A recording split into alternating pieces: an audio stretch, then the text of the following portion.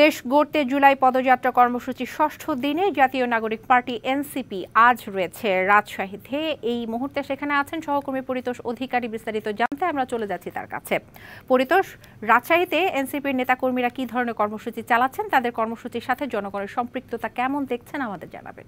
এই মুহূর্তে নেতাকর্মীরা এই গোদাগাড়ী উপজেলার ডাইং মোড়ে এসে পৌঁছেছেন। তারা এখন ভ্যানের উপরে একটি অস্থায়ী মঞ্চ সেখানে কিন্তু বক্তব্য রাখা শুরু করেছেন। তাদের একটু বিলম্ব হয়েছে।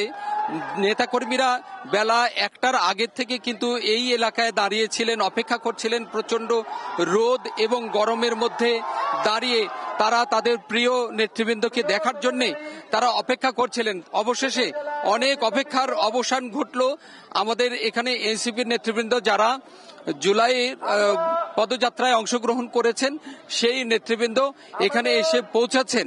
এখানে এখন বক্তব্য রাখা শুরু করেছেন আমাদের এনসিপির নেতৃবৃন্দ।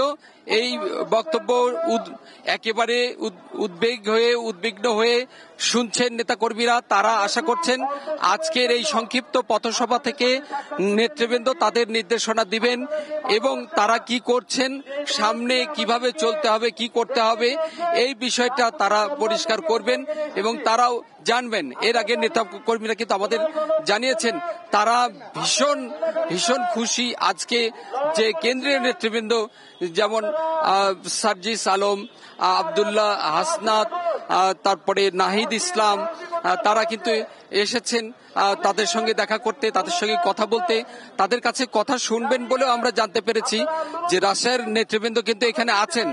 তারা বলেছেন আমাদের যে এখানে নেতাকর্মীদের কোনো সমস্যার কথা থাকলেও তারা কিন্তু এই জায়গায় কথা শুনবেন।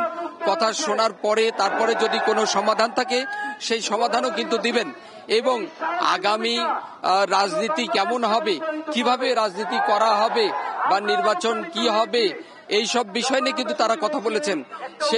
সেই সঙ্গে এই যে উপজেলা পর্যায়ের একটা জায়গায় যে তারা এইভাবে অস্থায়ী মঞ্চে পথসভায় তারা বক্তব্য রাখছেন, সেই বক্তব্যটা শোনার জন্যও অনেক গণজমায়েত হয়েছে এই এলাকায়।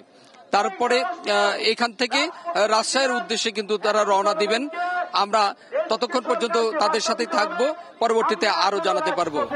শারমিন, ধন্যবাদ আপনাকে।